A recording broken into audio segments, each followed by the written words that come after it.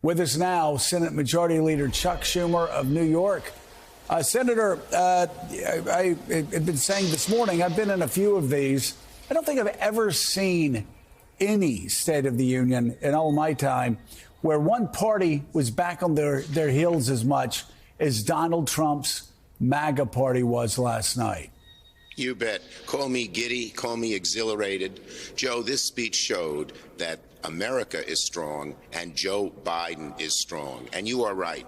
One of the most fascinating scenes for me was the sullenness of the Republicans. They weren't out there yelling and screaming. A few, Marjorie Taylor Greene, as long as she's the representative of the Republican Party, impetuous, angry, pro-life, former QAnon supporter, that's fine. Let her be the face of the party.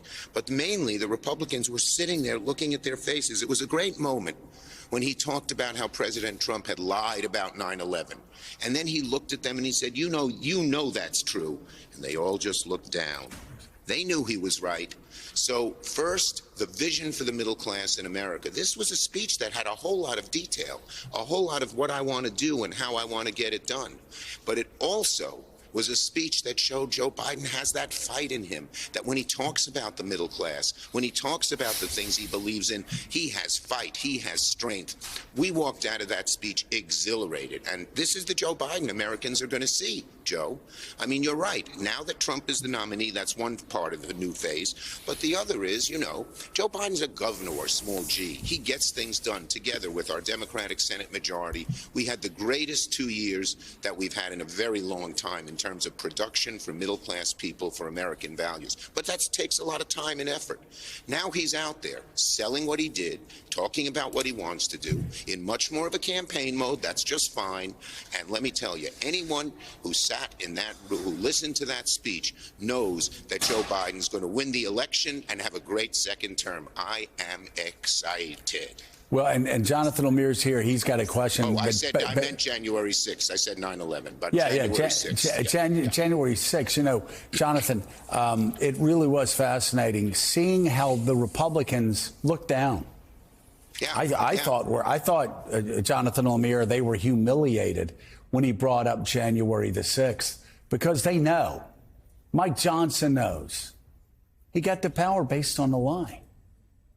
So, again, the Republicans looked so weak last night. And January 6th, of course, some of the violence happened in that very chamber where, of course, they all gathered there last night.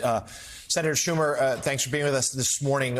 There were a few points last night where the president really took the fight to Republicans on two in particular, right off the top. One was on Ukraine funding, saying, look, Vladimir Putin's not going to stop with Ukraine. We need to back Kyiv. And then secondly, trying to change the narrative around immigration, which to this point, Republicans, per polling, had gotten the better of him. But now, because Republicans abandoned that bipartisan deal, the White House thinks there's a chance to change that story as well. Do you think what we saw last night could actually lead to some legislative progress, or at least do you feel better about the politics of it? Much better. We're now on our front foot, frankly, because we Democrats in the Senate, with Joe Biden's help, put together a strong bipartisan proposal.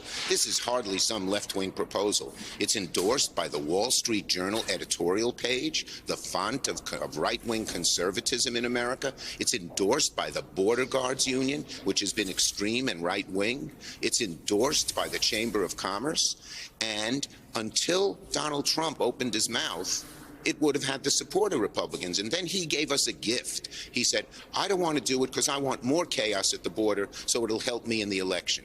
This is a man in a party who said the border's in crisis, and now we should let it fester for another year so he might have political advantage. America, and it was classic Joe Biden. He had a real solution.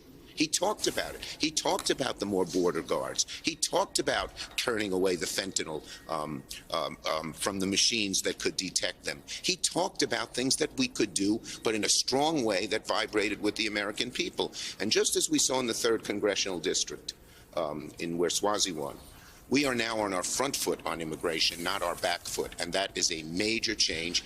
And I give my senators and Senator Murphy, Senator Sinema, Senator Langford a whole lot of credit for helping us make that happen. Yeah, let's talk about the economy. Right now, of course, we just got a new report in, breaking news. Once again, job hiring blew past expectations. The Wall Street Journal reports 275,000 new jobs over the past month. You look at all the numbers, they're historic. The best jobs numbers ever over the past 3 years. The jobless rate below 4% for the first time in 60 years. New business starts up. As the president said, you look at manufacturing up. I'm curious. You've been in politics a long time. How long does it take for the reality to catch up with the expectations? It's a great question, Joe. The economy is always a lagging indicator.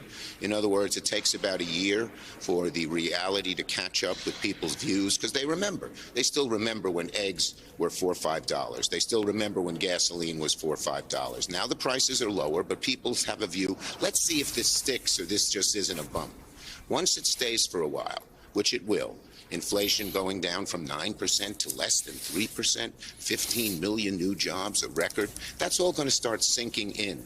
We're already seeing it in some of our Senate races where the Senate candidates or the Senate incumbents are talking about this record, and they're running ahead of their Republican incumbents or their Republican challengers.